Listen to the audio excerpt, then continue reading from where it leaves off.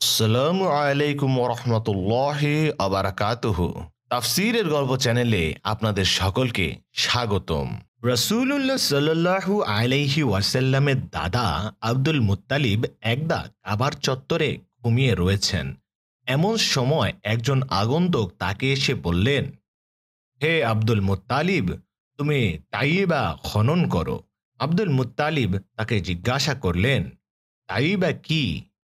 কিন্তু লোকটি তার প্রশ্নের কোনো উত্তর না দিয়ে সেখান থেকে চলে গেলেন। পরদিন তিনি আবার সেই স্থানে ঘুমিয়ে রয়েছেন। আবার সে আগন্তুক তাকে বলল, হে আব্দুল মুত্তালিব, তুমি বাররা খনন করো। আব্দুল মুত্তালিব লোকটিকে জিজ্ঞাসা করলেন, বাররা কি? কিন্তু তার প্রশ্নের কোনো উত্তর না দিয়ে লোকটি আবার চলে গেল। পরদিন আবার আব্দুল মুত্তালিব সেই স্থানে ঘুমিয়ে রয়েছেন। আবার সেই আগন্তুক এসে তাকে বলল, আব্দুল মুত্তালিব, তুমি মাজমুনা খনন করো। আব্দুল মুত্তালিব তাকে আবার জিজ্ঞাসা করলেন, মাজমুনা কি? কিন্তু আবারও লোকটি তার প্রশ্নের কোনো উত্তর না দিয়ে চলে গেলেন। পরদিন যখন আবার তিনি সেই স্থানে ঘুমিয়ে রয়েছেন, তখন সে লোকটি তাকে আবার বলল, হে আব্দুল মুত্তালিব, তুমি জমজম খনন করো। আব্দুল মুত্তালিব তখন তাকে জিজ্ঞাসা করলেন, জমজম কি? লোকটি উত্তর দিল, জমজম এমন একটি কূপ যার পানি কোনোদিন শেষ হবে না। সে সর্বদাই মানুষের তৃষ্ণা নিবারণ করতে থাকবে। সে সর্বদাই হাজিদের তৃষ্ণা নিবারণ করতে থাকবে। আব্দুল মুত্তালিব জিজ্ঞাসা করলেন, আমি কিভাবে জানব জমজম কূপের অবস্থান কোথায়? সে আগন্তুক বলল, যেখানে রয়েছে একটি পিপিলিকার বাসা এবং তার উপরে রয়েছে রক্তে রঞ্জিত একটি মাংস, আর সেই মাংসটি ঠোকরাচ্ছে একটি কাক, সেই স্থানে জমজম কূপ রয়েছে। আগন্তুক ব্যক্তি যখন আব্দুল মুত্তালিবকে জমজম কূপের পরিচয়ে এবং তার অবস্থান সম্পর্কে জানিয়ে দিলেন, তখন তিনি বুঝতে পারলেন এটা একটি সত্য স্বপ্ন। পরদিন নিয়ম অনুসারে আব্দুল মুত্তালিব মনস্থির করলেন। এরপর তিনি কূপ খোঁড়ার যন্ত্রপাতি নিয়ে আবার চত্বরে আসলেন। তার সঙ্গে তখন ছিল তার একমাত্র ছেলে হারিস ইবনে আব্দুল মুত্তালিব। হারিসই ছিল আব্দুল মুত্তালিবের তখনকার একমাত্র সন্তান। অন্য সন্তানরা তখনও জন্মগ্রহণ করেননি। তিনি দেখতে পেলেন কাবার অদূরে একটি উট কোরবানি করা হয়েছে। এমন সময় একটি কাক সেখান থেকে একটি গোশতের টুকরো নিয়ে কাবা শরীফের অনতি দূরে একটি পিপিলিকার বাসার উপরে সেই গোশতের টুকরোটি ফেলে দিল। অতঃপর সে গোশতের টুকরোটির উপর ঠোকরাতে লাগলো। আব্দুল মুত্তালিব তখন বুঝতে পারলেন এখানে রয়েছে জমজম কূপের অবস্থান। এরপর সে স্থানে গিয়ে তিনি খনন করতে লাগলেন। খনন করতে করতে যখন জমজম কূপের পার প্রকাশিত হয়ে গেল, তখন সে সব বুঝতে পারল। আব্দুল মুত্তালিব তাদের পিতৃপুরুষ ইসমাইলের কূপের সন্ধান পেয়েছেন। বুঝতে পেরে তারা তার চারপাশে ভিড় জমিয়ে ফেলল। এরপর তারা তাকে বলল, হে আব্দুল মুত্তালিব, এটা আমাদের পিতা ইসমাইলের কূপ। এতে আমাদের সবারই অধিকার রয়েছে। অতএব তুমি কূপ খননে আমাদেরকেও শরিক করে নাও। আব্দুল মুত্তালিব বললেন, আমি কোনোভাবেই তোমাদেরকে এই কূপের মালিকানায় শরিক করব না। দৈব স্বপ্ন আমাকে দেখানো হয়েছে এবং এই কূপের সাথে আমাকে বিশেষায়িত করা হয়েছে। তোমাদের কাউকে স্বপ্ন দেখানো হয়নি। অতএব কেউ তোমরা এই কূপের মালিকানায় আমার সাথে অংশীদার হতে পারবে না। কুরাইশরা তার এ কথা শুনে বলল, আমরা তোমার সাথে বিবাদ না করে এত সহজে কূপটির মালিকানা তোমার হাতে হস্তান্তর করব না। কুরাইশরা যখন তাকে কূপ খনন করতে প্রচণ্ড রকম বাধা দিতে লাগলো, তখন আব্দুল মুত্তালিব আল্লাহ রব্বুল আলামিনের দরবারে দোয়া করলেন, হে রব্বুল আলামিন, আজ যদি আমার 10টি সন্তান থাকতো তাহলে তারা আমার পক্ষ হয়ে কুরাইশদের সাথে যুদ্ধ করত এবং আমাকে আমার কাজে সহযোগিতা করত। হে রহমানুর রহিম, তুমি যদি একে একে আমাকে 10টি সন্তান দান করো, তাহলে সে 10 সন্তানের মধ্য থেকে একজনকে আমি তোমার রাস্তায় কোরবানি করে দিব। আবার কুরাইশরা আব্দুল মুত্তালিবকে বলল, আব্দুল মুত্তালিব, তুমি আমাদের মাঝে ইনসাফ প্রতিষ্ঠা করো। তুমি আমাদের পিতৃপুরুষ ইসমাইলের কূপটিকে একাই দখল করো না। তখন আব্দুল মুত্তালিব তাদেরকে বললেন, তাহলে তোমরা ঠিক করো, তোমরা কাকে বিচারক নির্ধারণ করতে চাও? ওরা এসে বলল, ইয়েমেনে একজন গণক মহিলা থাকে। আমরা সকলেই তাকে বিচারক নির্ধারণ করলাম। আব্দুল মুত্তালিব বললেন, ঠিক আছে, তাতে আমার কোনো আপত্তি নেই। এরপর কুরাইশরা আব্দুল মুত্তালিবের সঙ্গে সেই গণক মহিলার কাছে যাওয়ার জন্য রওনা করল। সেই দিনগুলি ছিল গরমের দিন, প্রচণ্ড গরম আর রোদ্দুরে সব কিছু যেন পুড়ে যাচ্ছিল। দূর দূরান্ত পর্যন্ত মরুভূমির মাঝে কোনো গাছপালা ছিল না। এমনই এক কঠিন পরিস্থিতিতে আব্দুল মুত্তালিব তার সাথেকে সঙ্গে নিয়ে সেই গণক মহিলার কাছে যাওয়ার জন্য ইয়েমেনের উদ্দেশ্যে রওনা করলেন।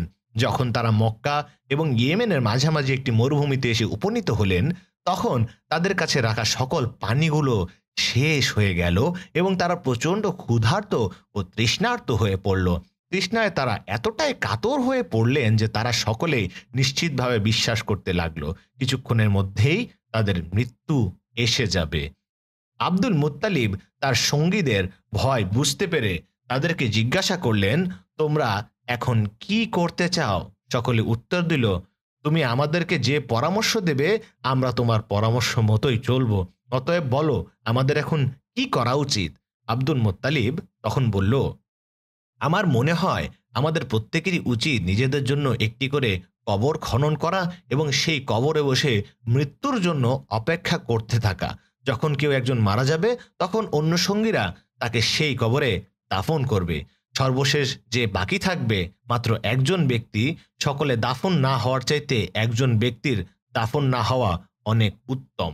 অতঃপর আব্দুল মুত্তালিবের এই পরামর্শ অনুযায়ী সকলে নিজেদের জন্য একটি একটি করে কবর খনন করলো এবং সেই কবরে বসে তারা মৃত্যুর জন্য অপেক্ষা করতে লাগলো। কিছুক্ষণ এভাবে চলে যাওয়ার পর আব্দুল মুত্তালিব চিন্তা করলেন, পানির জন্য কোনোরূপ চেষ্টা না করে এভাবে মৃত্যুর জন্য অপেক্ষা করাটা একটা বোকামি ছাড়া আর কিছুই নয়। আমরা যদি পানির জন্য চেষ্টা করি তাহলে হয়তো হতেও পারে আল্লাহ রাব্বুল আলামিন কোনোভাবে আমাদের জন্য পানির ব্যবস্থা করে দিবেন। এরপর তিনি তার সঙ্গীদেরকে বললেন, এ ভাইয়েরা, আমরা এভাবে মৃত্যুর জন্য অপেক্ষা না করে চলুন খুঁজে দেখি কোথাও কোনো পানি পাওয়া যায় কিনা।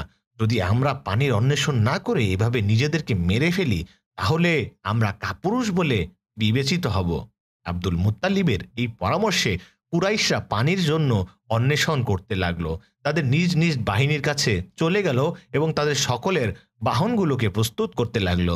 যখন নবীজির দাদা আব্দুল মুত্তালিব তার ঘোড়াটিকে রওনা করার জন্য প্রস্তুত করতে লাগলেন, শুরু হলো জ্যোতিষী খোঁজা বাদ দিয়ে পানি খোঁজা। কিন্তু শেষ পর্যন্ত পানির কোনো সন্ধান পাওয়া গেল না। পানি লাভের ক্ষীণ আশাটুকু যখন ঢাকা পড়ে গেল, প্রবল হতাশার নিচে এবং প্রচণ্ড পিপাসায় সবাই যখন হতাশ হয়ে পড়ল, বেসামাল হয়ে পড়ল, তখন বন্ধ হয়ে গেল এই পানি খোঁজাখুঁজিও। কিন্তু আব্দুল মুত্তালিব, তিনি কি অন্য সবার মতো বসে গেলেন, দমে গেলেন? তিনি কি হতাশার কাছে পরাজিত হয়ে গেলেন? না, তিনি দমে যাননি, তিনি হতাশও হননি। মরুভূমির জাহাজ অর্থাৎ উট নিয়ে চষে বেড়াতে লাগলেন আশপাশ পানির খোঁজে। একবার ডানে, একবার বামে, একবার উঁচু টিলায় উঠে, কখনো ছুটে গেলেন দূরে, অনেক দূরে, মরুভূমির দিক দিগন্ত বিস্তৃত বালি সমুদ্র পেরিয়ে। কিন্তু কাছে গিয়ে দেখলেন এ যে মরীচিকা। ফিরে এলো দীর্ঘশ্বাস বুকে নিয়ে, তবুও তিনি হতাশ হলেন না। আশায় বুক বেঁধে চষে বেড়াতে লাগলেন আশেপাশে। কিন্তু একটু আগে যার হাতে সমাপ্ত হলো জমজম পুনরায় খননের শ্রেষ্ঠ সাফল্য গাথা, তিনি কি এখন ব্যর্থ হবেন? এও কি হতে পারে? কখনো না। হঠাৎ আব্দুল মুত্তালিবের কানে মধু ঝরল। কাছে থেকেই ভেসে আসে একটি শব্দের কলতানে মনটা ভরে গেল। কলিজা শুকিয়ে যাওয়া পিপাসাটাও যেন উধাও হয়ে গেল। নিচে চোখ পড়তেই দেখলেন তিনি মরুভূমির বুকে চিরে সেখানে উচ্ছ্বারিত হচ্ছে পানি, স্বচ্ছ পানি। সীমাহীন আনন্দ আর অপরিসীম কৃতজ্ঞতায় নুয়ে এলো তার মাথা। আনন্দে চিৎকার করে উঠলেন তিনি। তার হর্ষধ্বনি শুনে সবাই যেন প্রাণ ফিরে পেল, সতেজ হয়ে উঠল। সবার পিপাসা জর্জরিত দেহটা ছুটতে ছুটতে এসে তারা যা দেখল তাতে আনন্দের কোনো সীমা রইল না। বৃদ্ধ আব্দুল মুত্তালিবের প্রতি শ্রদ্ধায় ভালোবাসায় নুয়ে এলো সবার মাথা। আল্লাহ কত দয়ালু, আল্লাহ কত মেহেরবান, বান্দার জন্য কত তার দরদ ও ভালোবাসা। ঊষর মরুতে তার একদল বান্দা পিপাসায় ছটফট করে মারা যাবে, এও কি হতে পারে? হয়েছে কি কোনো দিন? তবু কোনো মানুষ আল্লাহকে ভুলে যায়, তবুও কোনো মানুষ আল্লাহর অবাধ্য হয়, তবুও কোনো মানুষ আল্লাহর নাফরমানিতে লিপ্ত হয়ে যায়। মানুষ বড় অকৃতজ্ঞ। মজার ব্যাপার হলো, এই ঘটনার পর সবাই বিনা সালিসেই আব্দুল মুত্তালিবের শ্রেষ্ঠত্ব মেনে নিয়ে বলল, মহান সর্দার, জমজম নিয়ে আপনার সাথে আমাদের আর কোনো বিবাদ নেই, কোনো সালিশেরও আর প্রয়োজন নেই। আল্লাহর সালিশই বড় সালিশ। এই ঊষর মরুতে আপনাকে যিনি দান করেছেন শীতল পানি, জমজমের দায়িত্ব নিশ্চয়ই আপনাকেই দিয়েছেন তিনি। তারপর সবাই মক্কায় ফিরে গেল। জমজমের ওপর পূর্ণ কর্তৃত্ব বজায় থাকলো আব্দুল মুত্তালিবেরই একেবারে মৃত্যু পর্যন্ত। প্রতি বছর তিনি নিজ দায়িত্বে হাজিদের পান করাতেন জমজমের বরকতময় পানি। আব্দুল মুত্তালিব ইতিপূর্বেই মানত করেছিলেন যে যদি তাকে আল্লাহ রাব্বুল আলামিন 10টি সন্তান দান করেন, তাহলে তাদের মধ্য থেকে একজনকে তিনি আল্লাহর রাস্তায় কুরবানি করে দিবেন। সত্যি আল্লাহ রাব্বুল আলামিন তাকে 10 জন সন্তান দান করলেন।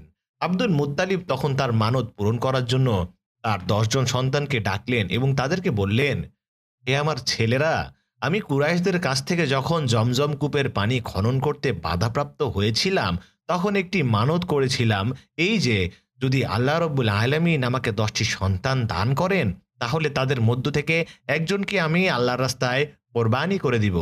আব্দুল মুত্তালিবের সকল সন্তানেরা তার পিতার মানত পূরণ করতে রাজি ও সম্মত হলো এবং তারা তাকে বলল যে, আমাদের পিতা, তাহলে এখন আমাদের করণীয় কি? আপনি আমাদেরকে নির্দেশ দেন, যেভাবে আপনি আমাদের নির্দেশ দিবেন আমরা আপনার নির্দেশ পালন করব। প্রিয় মানিকদের জবাবে আব্দুল মুত্তালিব বড় খুশি হয়ে গেলেন। অমন সোনার ছেলেদের বাপ হতে পেরে বড় গর্ব হলো তার। হাসি মুখে এবং আনন্দঘন কণ্ঠে তিনি বললেন, তাহলে চলো আমার সাথে কাবার মুতাওয়াল্লির কাছে, সেখানে লটারি হবে। কাঠের টুকরোয় তোমাদের প্রত্যেকের নাম লেখা থাকবে। লটারিতে যার নাম উঠবে সেই হবে আজকের সৌভাগ্যবান, সেই হবে আল্লাহর নামে কুরবানি। লটারির খবরটা মুহূর্তে ছড়িয়ে পড়ল মক্কার আকাশে বাতাসে। মানুষ ছুটে এলো দলে দলে কাবার চত্বরে। একটু পরেই শুরু হলো লটারি। এক্ষুনি কাবার মুতাওয়াল্লি জমিন থেকে একটি কাঠের টুকরো ওঠালেন। উঠানো হলো। সমবেত জনতার মাঝে নেমে এলো সুনসান নীরবতা। সবার চোখ নীরব। জিজ্ঞাসা না জানি কার নাম উচ্চারিত হবে মুতাওয়াল্লির মুখে। সবাই নিশ্চুপ অপেক্ষায় দাঁড়িয়ে, সবাই নিষ্পলক দৃষ্টিতে তাকিয়ে। মুতাওয়াল্লির মুখে হঠাৎ উচ্চারিত হলো নামটা। সাথে সাথে সবার চোখে মুখে একটা বেদনা আহ করে উঠল। সবার পলকহীন দৃষ্টি অশ্রুময় হয়ে উঠল। হায়, এ যে তাদের আব্দুল্লাহ, এ যে সবার সবচেয়ে প্রিয় মানুষটি। কিছুক্ষণের জন্য আব্দুল মুত্তালিবের মনটাও দুলে উঠল, কেঁপে উঠল। কিন্তু মানত যে পুরা করতেই হবে, কর্তব্যের ডাক যে সাড়া দিতেই হবে। তিনি নীরবে আব্দুল্লাহকে নিয়ে রওনা হলেন কুরবানির স্থল মিনা প্রান্তে। ছোট্ট আব্দুল্লাহ, কতই বা তার বয়স, তবুও একটুও ঘাবড়ালেন না তিনি। পিতার ইচ্ছার কাছে আত্মসমর্পণ করে আল্লাহর নামে উৎসর্গিত হতে তিনি শুধু প্রস্তুতি নন, ঝলমল করছে একটা চাপা আনন্দে। তাই পিতার চোখে ইশারা পেতেই তিনি জমিনে শুয়ে পড়লেন, আত্মস্বর্গের একটা লাল স্বপ্ন বুকে নিয়ে। আব্দুল মুত্তালিব হাতে ছুরি তুলে নিলেন, কলিজার টুকরোকে আল্লাহর পথে কুরবান করার সবুজ স্বপ্নে বুক বেঁধে। এক্ষুনি জবাই হবেন আব্দুল্লাহ। ছুরি নেমে আসছে ধীরে ধীরে গলার কাছে। আর তো নীরব থাকা যায় না। জড়ো হওয়া মানুষ নীরব দৃষ্টিতে এবার চঞ্চল হয়ে উঠল। নির্বাক চেহারাগুলো এবার হয়ে উঠল সর্বাক, কথা মুখর। থামুন, থামুন, একে জবই করবেন না। এর এক জীবনের বিনিময়ে প্রয়োজনে আমরা শত জীবন বিলিয়ে দিব। চারদিক থেকে সমকণ্ঠে ভেসে আসা এই সব উদ্বেগ মাখা কণ্ঠের মানুষগুলোর দিকে অবাক বিস্ময়ে তাকিয়ে রইলেন আব্দুল মুত্তালিব। আবেগ মুখিত কণ্ঠে তিনি সবাইকে লক্ষ্য করে বললেন, কিন্তু আমি যে মানত করেছি, মানত যে আমাকে পূরণ করতেই হবে। সর্দার, আব্দুল্লাহকে আমরা ভীষণ ভালোবাসি, তাকে এভাবে আমরা চলে যেতে দিতে পারি না। মহামান্য সর্দার, এই সংকট থেকে উত্তরণের জন্য আমরা কি অন্য কোনো জ্যোতিষীর শরণাপন্ন হতে পারি না? জ্যোতিষী যা বলবে আমরা তাই মেনে নেব। সে হ্যাঁ বললে হ্যাঁ, না বললে না। প্রস্তাবটা আব্দুল মুত্তালিবেরও মনে ধরল। তিনি বললেন, তবে তাই হোক, চলো মদিনায়, সেখানেই হবে চূড়ান্ত ফয়সালা। জ্যোতিষী সবাইকে জিজ্ঞাসা করল, তোমাদের ওখানে দিয়ত অর্থাৎ রক্তপণ কত? মক্কাবাসী জানালো 10 উট। জ্যোতিষী বলল, এই 10 উট এবং আব্দুল্লাহর মাঝে এখন লটারি হবে। প্রথমে যদি আব্দুল্লাহর পরিবর্তে উটের নাম আসে তাহলে খুব সহজেই হয়ে যাবে সমাধান, বেঁচে যাবে আব্দুল্লাহ আর কুরবানি হবে 10 উট। কিন্তু প্রথমে যদি আব্দুল্লাহর নাম উঠে আসে, উটের সংখ্যা আরো 10টি বাড়াতে হবে। আব্দুল্লাহকে বাঁচাতে হলে এভাবে যতবার তার নাম আগে আসবে ততবার 10টি করে উটের সংখ্যা বাড়িয়ে যেতে হবে। শুরু হলো লটারি। কি আশ্চর্য, প্রতিবারই আব্দুল্লাহর নাম উঠছে আর 10টি করে উটের সংখ্যা বাড়ছে। অনেকবার পর এলো উটের নাম। হ্যাঁ, ততক্ষণে উটের সংখ্যা 100তে এসে দাঁড়িয়েছে। অবশেষে মুক্তি পেলেন আব্দুল্লাহ। জবাই হলো এই 100 উট। সবার মুখে ফুটল হাসির আভা, সবার চেহারায় দ্যুতি ছড়ালো স্বস্তির প্রভা। অজুত নিজুত কৃতজ্ঞের ভাষা আব্দুল্লাহকে ফিরে পেয়ে যেন সবাই নিজেদের জীবনই ফিরে পেল। আব্দুল্লাহর জন্য সবার বুকে লুকিয়েছিল এত যে ভালোবাসা, আব্দুল মুত্তালিবের তা বিশ্বাস করতে কষ্ট হলো। এই ভালোবাসাময় চেহারাগুলোর দিকে কৃতজ্ঞ চিত্তে অনেকক্ষণ তিনি তাকিয়ে থাকলেন। তার খুশির কোনো সীমা রইল না। একদিকে ছেলের প্রতি মানুষের এই উপচে পড়া ভালোবাসা, অপরদিকে ছেলেকে কুরবান না করেও মানতপুরো হওয়ায় মন ছিল তার অনির্বচনীয় পুলকে পুলকিত, অনাবিল আনন্দ স্রোতে প্লাবিত। অনেক আগে আব্দুল্লাহর আরেক মহান পূর্বপুরুষ এমনই এক কুরবানি থেকে রেহাই পেয়েছিলেন এক জান্নাতি দুম্বার বিনিময়ে। আজ আব্দুল্লাহ নিজেই রেহাই পেলেন 100 উটের বিনিময়ে। কি সুন্দর একটি মিল! আব্দুল্লাহ ছিলেন খুবই সুন্দর, সুগঠিত দেহ, সুন্দর চেহারা, আর তার ভালো ভালো গুণের কথা বলে শেষ করা যাবে না। তার অমায়িক ব্যবহার ও মধুর আচরণের জন্য মক্কার যুবকেরা আব্দুল্লাহকে খুব ভালোবাসত। তাকে কাছে পেলে তারা ঘিরে রাখত আসরের মধ্যমণি বানিয়ে। অন্যদিকে মক্কার অনেক তরুণী তো আব্দুল্লাহর জীবন সঙ্গিনী হওয়ার জন্য ছিল একেবারে অস্থির, ব্যাকুল। একদিন একা একা পথ চলছিলেন আব্দুল্লাহ। হঠাৎ ফাতেমা নামের একজন অপরূপা তরুণী লজ্জাবনত ভঙ্গিতে তার সামনে এসে দাঁড়ালো এবং আড়ষ্ট কণ্ঠে বলল, আপনাকে একটা কথা বলতে সুযোগ খুঁজছিলাম। দুঃখে দুঃখে কষ্ট পাচ্ছিলাম। আমি আমি আপনার জীবন সঙ্গী হয়ে ধন্য হতে চাই। পরিস্থিতির আকস্মিকতায় আব্দুল্লাহ একেবারে হতভম্ব হয়ে গেলেন। বলে কি মেয়েটা? কি বলবেন তিনি একে? ভীষণ লাজুক স্বভাবের আব্দুল্লাহ কোনোভাবে তার দিকে তাকিয়ে উচ্চারণ করলেন, মাফ করবেন, আমি দুঃখিত। তারপর আব্দুল্লাহ দ্রুত পাশ কেটে চলে গেলেন। আরেকদিনের ঘটনা, এই ফাতেমার মতোই লায়লা নামের এক তরুণীও তাকে এমন প্রস্তাব দিয়ে বসল, আব্দুল্লাহ সেদিনের মতো একেবারে হকচকিয়ে গেলেন। কোনোভাবে না, আমি দুঃখিত এই বলে পাশ কেটে চলে গেলেন। এমনি করে আরো অনেক তরুণী আব্দুল্লাহকে স্বামী হিসাবে পেতে চেয়েছিল। তাদের মধ্যে অনেকে ফাতেমা লায়লার মতো সরাসরি সাহস করে তা বলতে পেরেছিল, আর অনেকে তাও বলতে না পেরে মনের ভেতরেই সেই অব্যক্ত ভালোবাসার বেদনা পুষে রেখে রেখে কষ্ট পেয়েছিল এবং আশা ও শঙ্কার ভেতরে সুখ স্বপ্ন ঘেরা হাজারো রঙিন ছবি একে একে নির্ঘুম রাত কাটিয়েছিল। কিন্তু এই অব্যক্ত ভালোবাসার বেদনা তাদের বুকে আঘাত করেছে সেদিন, যেদিন আব্দুল মুত্তালিব তাদের স্বপ্ন পুরুষকে নিয়ে ওয়াহাব ইবনে আবদে মানাফের গৃহে হাজির হয়েছিলেন, সে বাড়ির মেয়ে আমেনাকে পুত্রবধূ করার প্রস্তাব নিয়ে। সেদিন মক্কার এসব তরুণীদের শেষ আশাটুকুও ধুলোয় মিশে গিয়েছিল এবং দুঃখে কষ্টে বেদনায় ওরা একেবারে পাথর হয়ে পড়েছিল।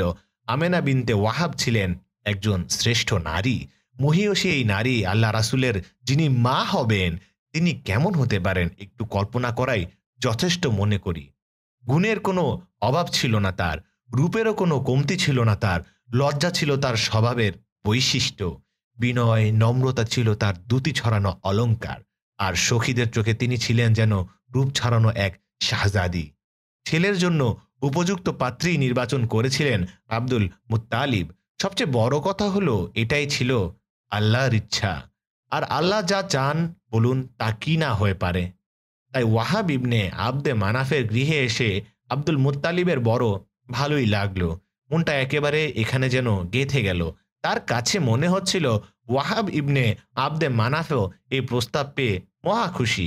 খুশির সমুদ্রে ভাসতে ভাসতে সাথে সাথেই তিনি ছুটে গেলেন অন্দর মহলে। প্রথমেই দেখা একেবারে পাত্রীর সঙ্গে। আমেনার দিকে তাকিয়ে রইলেন কিছুক্ষণ তিনি নীরবে। বলবেন কি তাকে কথাটা? কেন বলবেন না? আবেগ আপ্লুত কণ্ঠে তিনি আমেনাকে বলেই ফেললেন, মা আমার, একটু আগে মান্যবর আব্দুল মুত্তালিব আগমন করেছেন তার ছোট ছেলে আব্দুল্লাহকে সঙ্গে নিয়ে। তিনি তোমাকে আব্দুল্লাহর জন্য পছন্দ করেছেন। মা, তোমার কি মত? তুমি কি রাজি? লজ্জাবতী আমেনা আনত মুখে নীরবে দাঁড়িয়ে রইলেন। এমন মহা সুসংবাদ শুনে কেই বা পারে মাথা তুলতে, কথা বলতে? আমেনাও পারলেন না। শুধু এক মহা অর্জন এর তীব্র সুখ তার হৃদয় মনে খুশি ও আনন্দের বাণ ডেকে গেল। নীরব সম্মতির মৃদু হাসি গোপন করতে তার নত মুখ আরো নত হয়ে গেল। বাবা যা বোঝার বুঝে ফেললেন। তিনিও মেয়ের কাছে আনন্দ ও তৃপ্তির মৃদু অনাবিল হাসিটি গোপন করে এরপর ছুটে গেলেন স্ত্রীর কাছে। সব শুনে স্ত্রীও মহাখুশি, লুটিয়ে পড়লেন কৃতজ্ঞতায়। সিজদায় শকর তোমার হে মাওলা। একটু পরে ফিরে এলেন মেহমানের কাছে।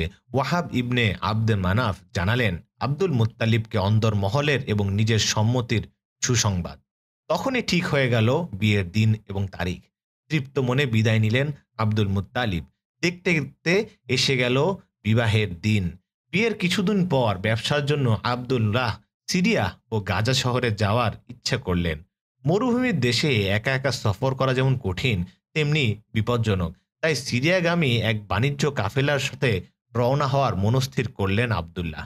এদিকে কাফেলা রওনা হওয়ার দিনক্ষণ যতই ঘনিয়ে আসতে লাগলো, আমেনার জন্য আব্দুল্লাহ ততই কষ্ট ও ভালোবাসা বাড়তে লাগলো। কিন্তু কোনো উপায় নেই, তাকে যেতেই হবে। কর্তব্যের ডাকে সাড়া দিতেই হবে। আমেনার জন্য এখানে মক্কায় থাকবে তার মন, বাণিজ্যের জন্য সাথে নিয়ে যাবেন তার দেহ। এছাড়া আর কি বা করার আছে? দেখতে দেখতে একদিন চলে এলো বাণিজ্য যাত্রার মহা বিরহ লগ্ন।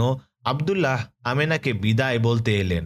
মনের মানুষের বিরহে কে না বিচলিত হয়, প্রিয় মানুষের বিচ্ছেদে কে না কষ্ট পায়। আমেনাও বিচলিত হলেন, আমেনাও কষ্ট অনুভব করলেন। আমেনার অশ্রু ভেজা আনত মুখের দিকে তাকিয়ে আব্দুল্লাহ সবই বুঝলেন। তার মনটাও আসন্ন বিচ্ছেদে হাহাকার করে উঠল। আমেনাকে সান্ত্বনা দিতে গিয়ে নিজের চোখের পাতাও ভিজে উঠল। কিন্তু হায়, আমেনা যদি জানতেন এই সফর থেকে তার প্রিয় স্বামী আর কোনোদিন ফিরে আসবেন না, আর কোনোদিন তাদের একসঙ্গে বসা হবে না, কথা হবে না, তাহলে বলো, আমেনা কি আব্দুল্লাহকে যেতে দিতেন? কিন্তু হায়াত এবং মওতের মালিক একমাত্র আল্লাহ সুবহানাহু তাআলা। তিনি ছাড়া কেউ জানে না কার কখন কোথায় মওত হবে। আমেনাও জানতেন না। তারপর মরুপথ পাড়ি দিতে দিতে একসময় কাফেলা সিরিয়ায় গিয়ে পৌঁছল। ব্যবসায় বিপুল মুনাফা হলো। কাফেলার সবাই আশাতীত লাভবান হলেন। ব্যবসায়িক সাফল্যে সবাই ছিল আনন্দিত। এবার ফেরার পালা। সবাই ভাবল একটি ভালো দিন দেখে মক্কার উদ্দেশ্যে রওনা দেওয়া যাক। কিন্তু আব্দুল্লাহ পথে ভীষণ অসুস্থ হয়ে পড়লেন। কাফেলার সাথে পথ চলা তার পক্ষে কোনোভাবেই সম্ভব হলো না। কাফেলার আমির বাধ্য হয়ে তাকে মদিনায় তার মাতুলালয়ের আত্মীয়দের কাছে রেখে মক্কার পথে যাত্রা করলেন। একদিন কাফেলা মক্কায় এসে পৌঁছল। তাদের ব্যবসায়িক সাফল্য আব্দুল্লাহর অসুস্থতায় একেবারে মাটি হয়ে গেল। ব্যথা ভরা দৃষ্টিতে, দুঃখ ভরা হৃদয়ে আর কাঁপা কাঁপা ঠোঁটে তারা আব্দুল মুত্তালিবকে জানালো দুঃসংবাদ। আব্দুল মুত্তালিব খবর শুনেই বড়ই পেরেশান হলেন, বিচলিত বোধ করলেন এবং অবিলম্বে বড় ছেলে হারিসকে মদিনায় রওনা হতে বললেন। এদিকে প্রিয় স্বামীর অসুস্থতার কথা জানতে পেরে আমেনার হৃদয়ে অজানা আশঙ্কা বারবার কেঁপে উঠল। তিনি একেবারে ভেঙে পড়লেন, একেবারে মুষড়ে পড়লেন। প্রায় অঘুম আর অনাহারে কাটতে লাগলো তার অস্থির বেলা। দূর দিগন্তে অপলক তাকিয়ে তাকিয়ে বারবার ভাবতেন, না জানি কি সংবাদ নিয়ে আসেন বড় ভাই হারিস। কিছুদিন পর হারিস ফিরে এলেন একা একা, কাঁদতে কাঁদতে। প্রিয়তম আব্দুল্লাহর মৃত্যুর সংবাদ নিয়ে। এ সংবাদে গোটা হাশেমি খানদান শোকে স্তব্ধ হয়ে গেল। শোকে ছেয়ে গেল সারা মক্কা। আব্দুল্লাহ তো চলে গিয়েছে, কিন্তু রেখে গিয়েছে তার পরবর্তী প্রজন্ম যে আলোকিত করবে সারা উম্মতকে। এর বেশ কিছুদিন পরের কথা। মা আমেনা বুঝতে পারলেন যে তিনি মা হতে চলেছেন। আমেনা একদিন গভীর ঘুমেছিলেন। স্বপ্নে দেখলেন তার হৃদয়ের অভ্যন্তর থেকে একটি আলো বিচ্ছুরিত হচ্ছে, যার জ্যোতির্ময়তা পূর্ব পশ্চিমের সবকিছুকে আলোকিত করে ফেলছে। তার মনে হচ্ছিল চারদিকে যেন শুধু আলো আর আলো। আলোর বন্যায় সাঁতার কাটছে যেন সবকিছু। এই মধুময় স্বপ্নের আবেশ নিয়ে ঘুম থেকে উঠলেন মা আমেনা। মনে এখন একটু দুঃখবোধ নেই তার, নেই কোনো শোকানুভূতি। হযরত মুহাম্মদ সাল্লাল্লাহু আলাইহি ওয়াসাল্লাম গর্ভে থাকাকালে মা আমেনা আরও স্বপ্নে দেখলেন তার দেহের ভিতর থেকে এমন একটি আলোকরশ্মি বের হলো যা দিয়ে তিনি সুদূর সিরিয়ার ভূখণ্ডের বসরার প্রাসাদসমূহ পর্যন্ত দেখতে পেলেন। দিন পেরিয়ে চলল, এলো রাসূলুল্লাহ সাল্লাল্লাহু আলাইহি ওয়াসাল্লামের জন্মের সেই দিনটির আগমন। রবিউল আউয়াল মাসের ১২ তারিখ সোমবার, শুল্কা দ্বাদশের অপূর্ণ চাঁদ সবেমাত্র অস্ত গিয়েছে।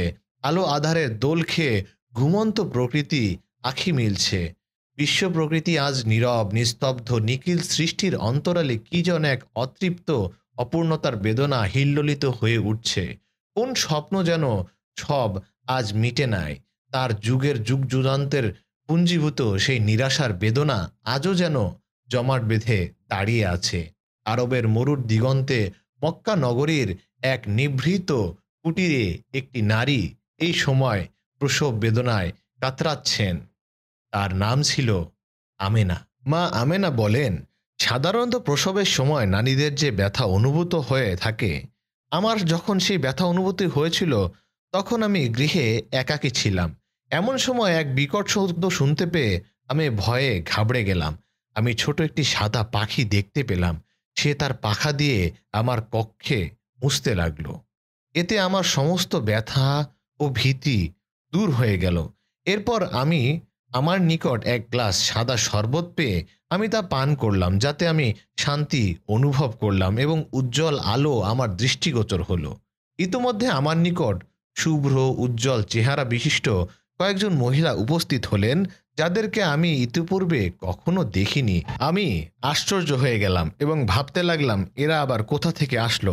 তখনই তাদের একজন বলে উঠল, আমিনা, তোমার ভয় পাওয়ার কোনো কারণ নেই। আমিনা বলেন, এ সময় আমার খুব খারাপ লাগছিল। আমি ঘণ্টার এক একটি বিরাট শব্দ শুনতে পাচ্ছিলাম। পূর্বের শব্দগুলিতে পরের শব্দগুলি তীব্র ও ভীতিকর ছিল। এমন সময় আসমান ও জমিনের মধ্যবর্তী স্থানে রেশমি কাপড়ের ন্যায় একটি সাদা কাপড় দেখতে পেলাম। শূন্যে কতগুলো পুরুষ মানুষ দাঁড়িয়ে ছিল, যাদের হাতে রূপের পানপাত্র ছিল। অতপর আমি একদল পাখি দেখলাম, তারা আমার নিকটে আসলো। তাদের চক্ষু জহরত পাথরের আর পাখাগুলো ছিল ইয়াকুত পাথরের। এই সময় আল্লাহ তাআলা আমার চোখের পর্দা উঠিয়ে দিলেন। আমি সমস্ত পৃথিবীর পূর্ব পশ্চিমে ৩টি পতাকা দেখতে পেলাম, একটি পূর্ব প্রান্তে, দ্বিতীয়টি পশ্চিম প্রান্তে, আর তৃতীয়টি কাবা শরীফের ছাদের উপর। এরপরেই আমি মুহাম্মদ সাল্লাল্লাহু আলাইহি ওয়াসাল্লামকে প্রসব করলাম। এই জান্নাতি রমণীরাই হযরত মুহাম্মদ সাল্লাল্লাহু আলাইহি ওয়াসাল্লামের প্রসব পরবর্তী সকল কার্য সমাধান করলেন। বিবি আমেনা বলেন, রাসূলুল্লাহ সাল্লাল্লাহু আলাইহি ওয়াসাল্লাম যখন জন্মগ্রহণ করেছিলেন তখন আমি তাকে এমন অবস্থায় দেখতে পেলাম যে সে সময় তিনি তার উভয় হাতের তর্জনী আঙ্গুল দোয়া ও ক্রন্দনকারীদের ন্যায় আকাশপানে প্রসারিত করেছিল।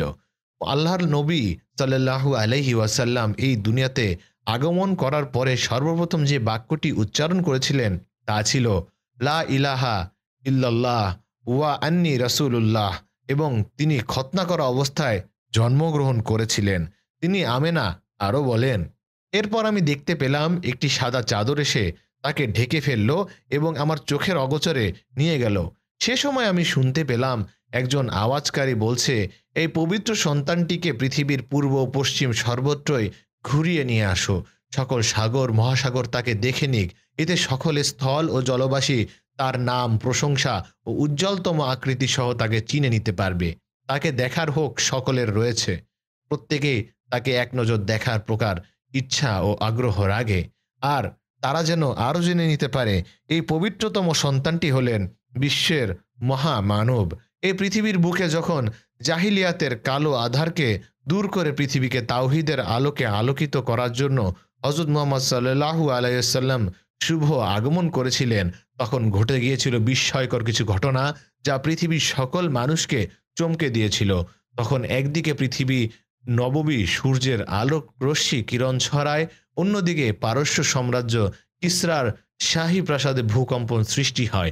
এর ফলে কিসরার শাহী প্রাসাদে 14টি চূড়া ভূপাতিত হয়। পারস্যের সাওয়া উপসাগর আশঙ্কা শুকিয়ে যায়। এছাড়া পারস্যের সেই অগ্নিকুণ্ড যা 1000 বছর ধরে এক মুহূর্তের জন্য নেভেনি, তাও নিজ থেকেই নিভে যায়। বস্তুত এসব ঘটনা ছিল অগ্নিপূজা ও সর্বপ্রকার অজ্ঞতা ও ভ্রান্তির পরিসমাপ্তির সূচনা। হাজার বছরের ঐতিহ্যবাহী রোম ও পারস্য সাম্রাজ্য পতনের ইঙ্গিত সহিহ হাদিসে বর্ণিত আছে। নবীজি জন্মের সময় তার সম্মানিত মায়ের উদর থেকে এমন একটি নূর প্রকাশিত হয়েছিল যার আলোয় পৃথিবী পূর্ব থেকে পশ্চিম প্রান্ত পর্যন্ত আলোকিত হয়ে যায়। এছাড়াও কোনো কোনো বর্ণনায় রয়েছে নবীজি তার জন্মের সময় দুহাতের উপর ভর দেওয়া ছিলেন। এরপর হাতে এক মুঠো মাটি নিয়ে আকাশের দিকে তাকান। কাবাঘরে স্থাপিত 360টি মূর্তির উপরে পড়ে যায়। বয়রা পাত্রীর গির্জা ধূলিসাৎ হয়ে যায় এবং তার কূপের পানি শুকিয়ে যায়। রাসূলুল্লাহ সাল্লাল্লাহু আলাইহি ওয়াসাল্লাম যখন মায়ের গর্ভ থেকে ভূমিষ্ঠ হলেন, তখন তার আম্মাজান তার দাদা আব্দুল মুত্তালিবকে খবর পাঠালেন যে আপনার এক পুত্র জন্ম নিয়েছে, আসুন আপনি দেখে যান। এই খবর শুনে নবীজির দাদা অত্যন্ত খুশি হলেন এবং তিনি আসলেন। তখন আমিনা নবী সাল্লাল্লাহু আলাইহি ওয়াসাল্লামের দাদাকে বললেন, আমি স্বপ্নে দেখেছি এই শিশু একজন মহা মানব হবেন এবং আমাকে এই স্বপ্নে নির্দেশ দেওয়া হয়েছে যেন আমি তার নাম আহমদ রাখি। অতঃপর নবীজির দাদা আব্দুল মুত্তালিব শিশু নবী সাল্লাল্লাহু আলাইহি ওয়াসাল্লামকে কোলে করে নিয়ে কাবা শরীফে প্রবেশ করলেন। তখন তিনি তার পুত্রের জন্মের কারণে আল্লাহ রব্বুল আলামিনের দরবারে শুকরিয়া আদায় করলেন।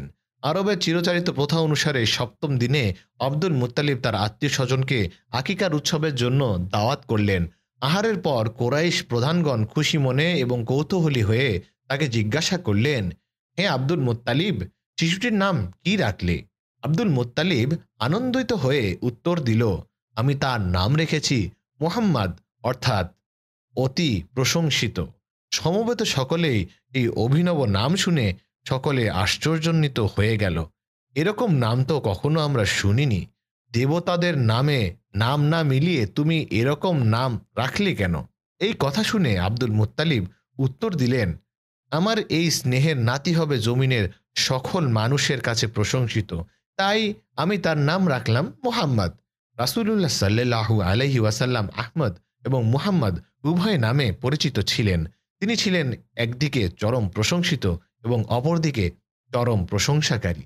আশা করি এ থেকে আপনার সকলেই উপকৃত হয়েছেন। ভিডিওটি ভালো লাগলে অবশ্যই একটি লাইক দিয়ে আমাদেরকে সাপোর্ট করবেন। আর এরকম ভিডিও প্রতিদিন পেতে অবশ্যই আমাদের তাফসীরের গল্প চ্যানেলটি সাবস্ক্রাইব করতে ভুলবেন না এবং পাশে থাকা বেল আইকনটি প্রেস করে দিবেন। আজকের মতো এখানেই বিদায় নিচ্ছি। দেখা হচ্ছে পরবর্তী ভিডিওতে। ততদিন পর্যন্ত সবাই ভালো থাকবেন, সুস্থ থাকবেন। আল্লাহ হাফেজ।